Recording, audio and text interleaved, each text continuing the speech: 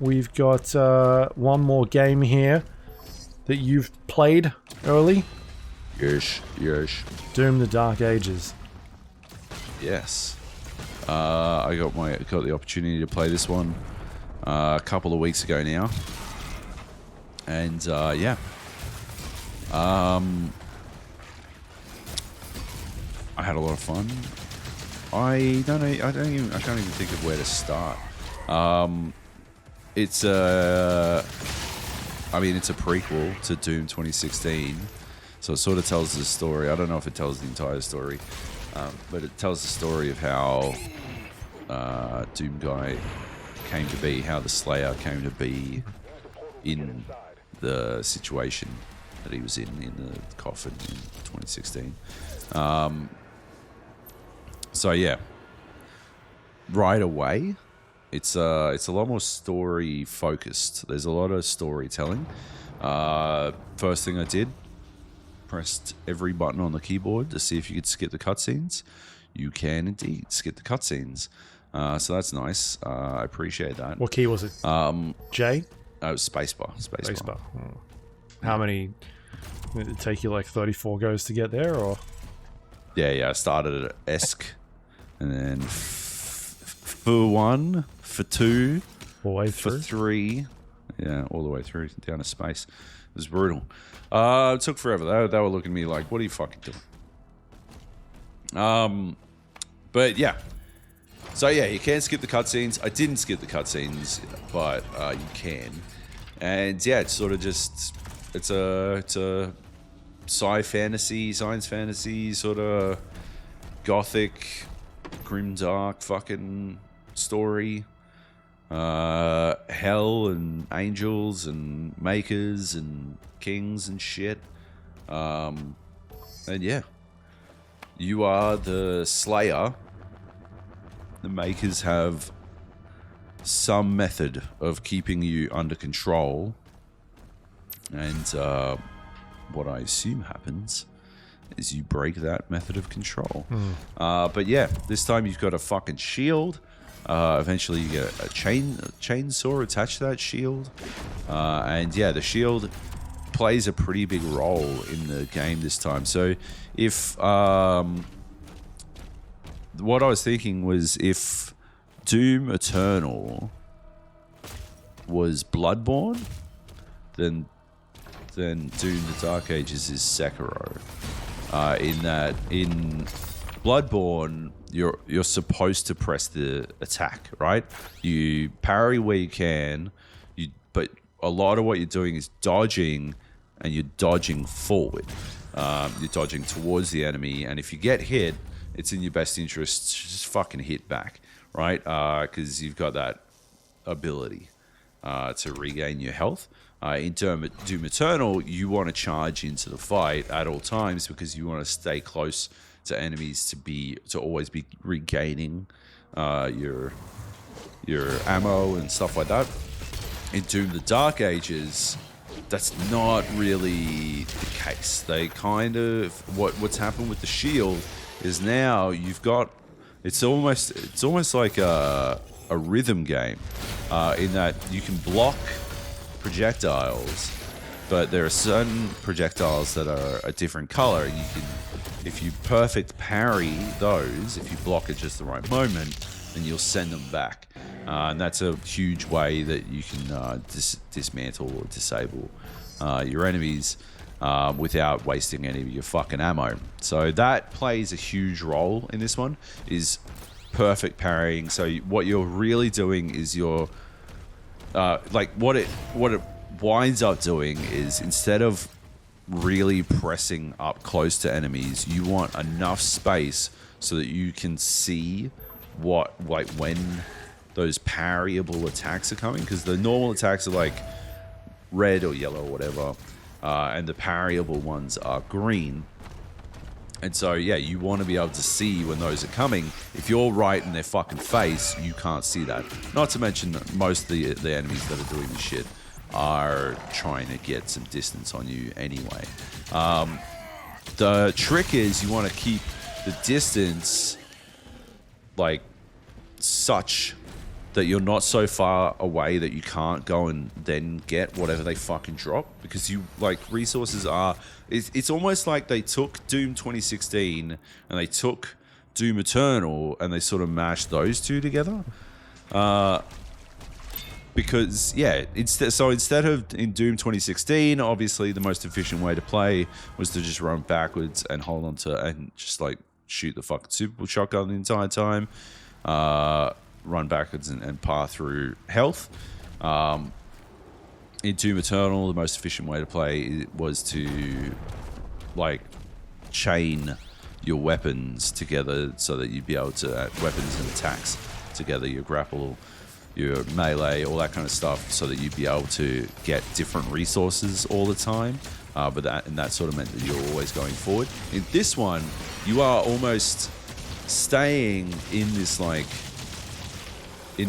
zone, not too close, not too far away, and circling these enemies. But it's tricky because obviously they're not the only enemy.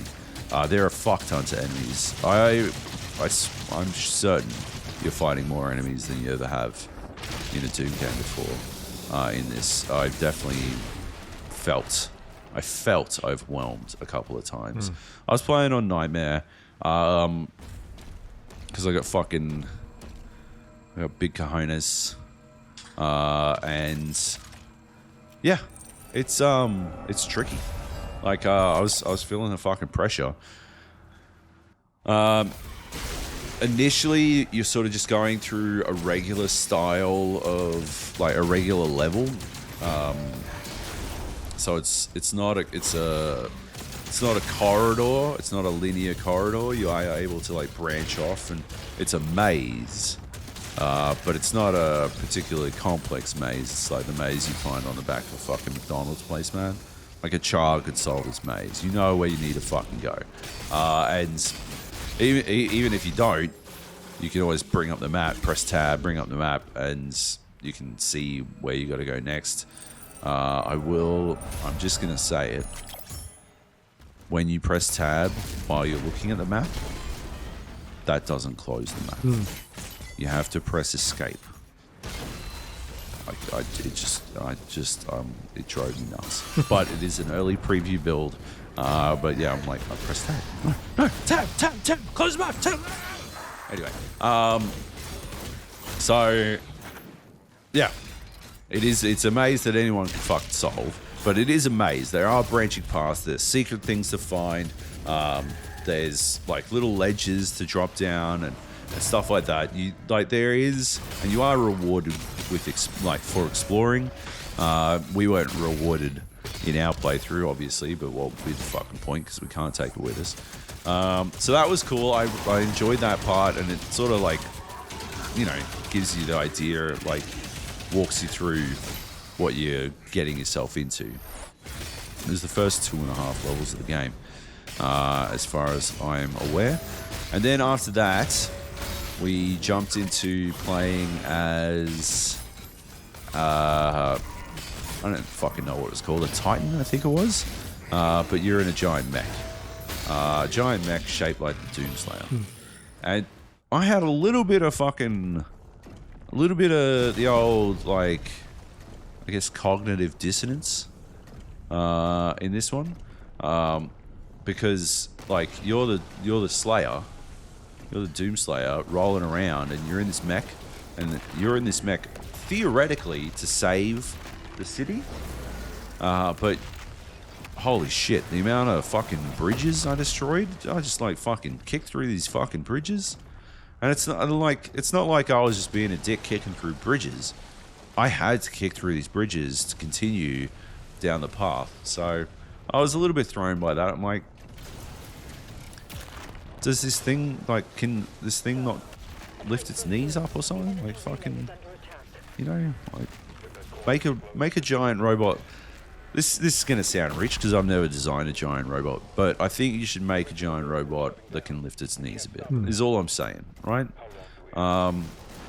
Anyway, fighting as the robot was kind of fun. It wasn't really I kind of just wanted to be back. This goes for playing on the Dragon as well. I just want to be back doing Doom shit. Like, this was more a distraction to me than it was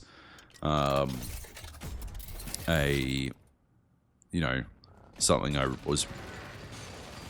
I'd be excited to do again. It's something that I think will probably break up the gameplay and give you something different to do.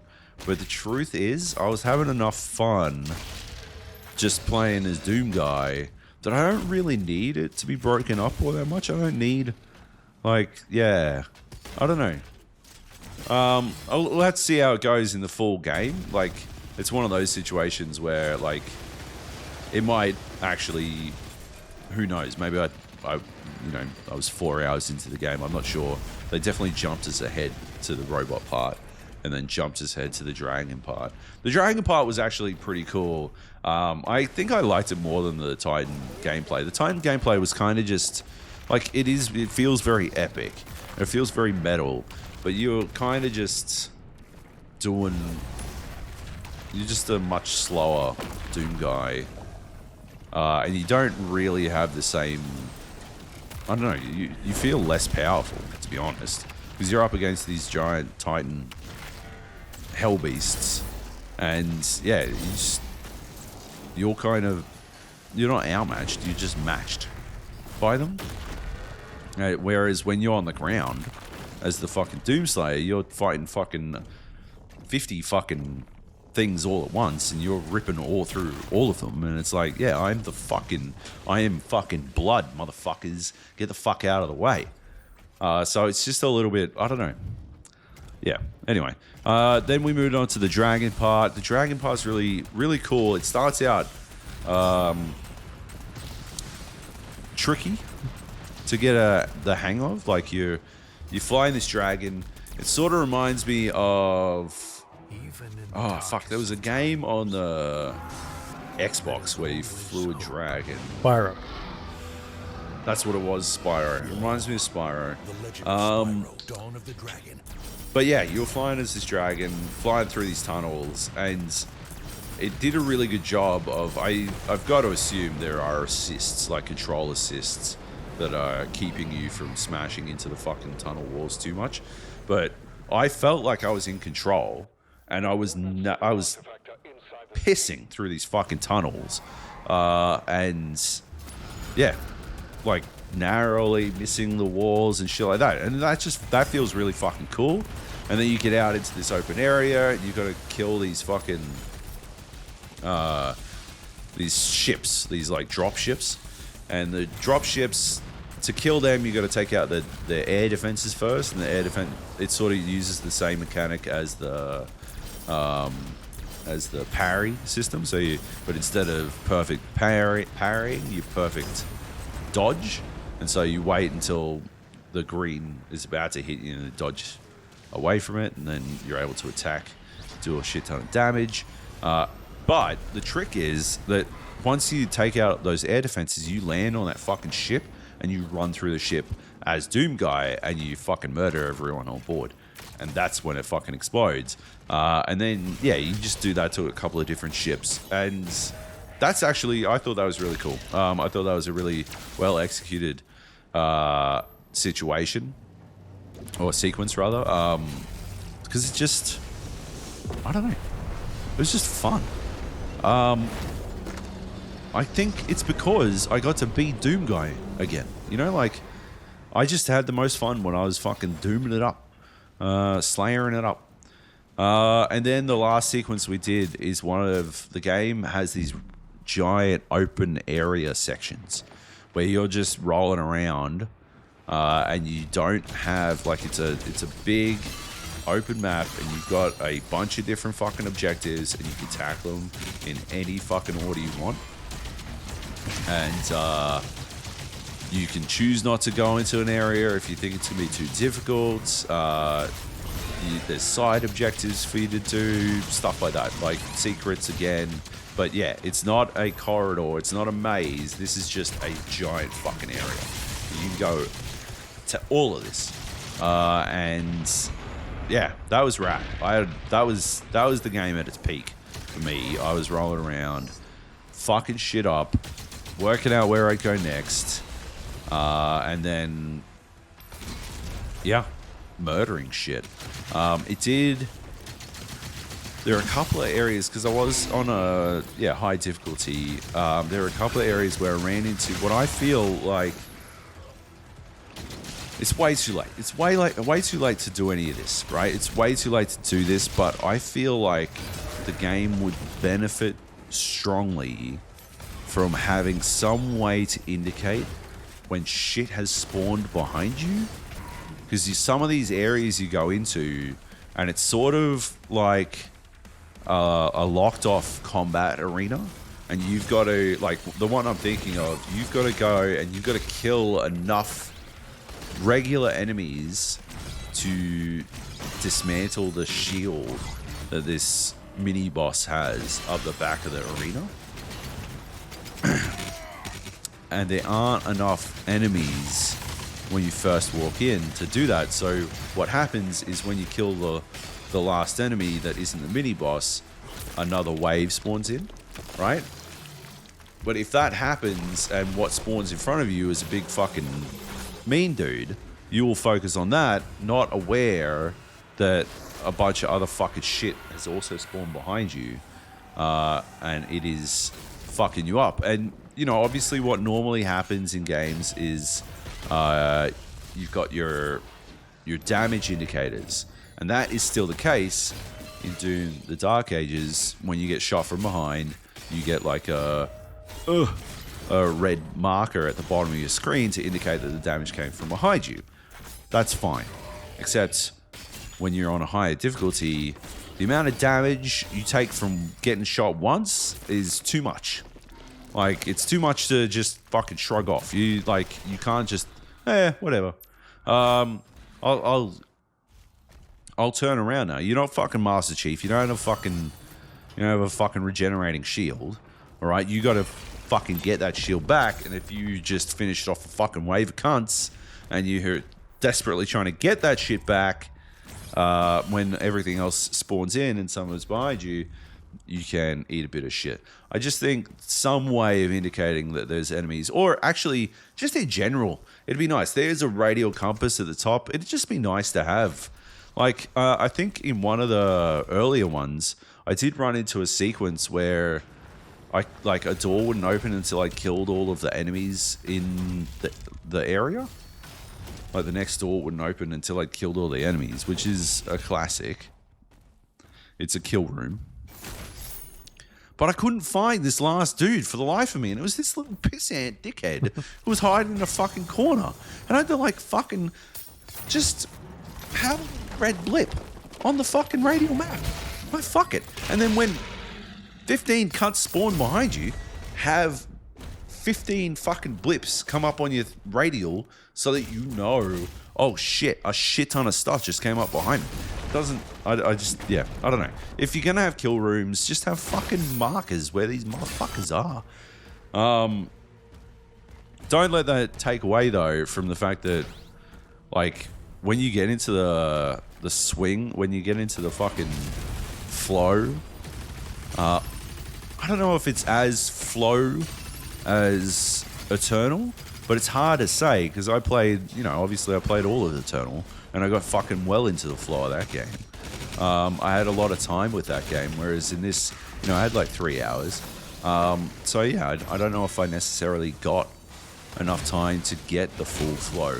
I was really syncing with the parry system. I was like timing that shit well, and I was like feeling fucking pretty pro because sometimes multiple enemies are firing shit off. They're not timing, like, they're not fucking syncing up for you. It's not fucking Rift of the Necrodancer or some shit, right? They're just firing it off whenever the fuck they want. So some of this shit is coming like just a couple of frames behind the last one, and you got a fucking perfect parry, and you fucking do that shit, and it's Sekiro shit. You're on fire. You're like, fuck yeah, okay. I'm fucking parrying like a goddamn fucking Doomslayer. And that's fucking dope. So I think it was nailing that aspect really well. But yeah, otherwise, I'd have to like in terms of pure flow, I'd have to wait and see. You know, I am pretty amped. I can't wait to see how the full game is. Right. I think it's single player only. I don't think there's any multiplayer this time. Yeah. I mean, that sort of makes sense, right? It never really took off the multiplayer. Yeah. So I guess we'll wait and see.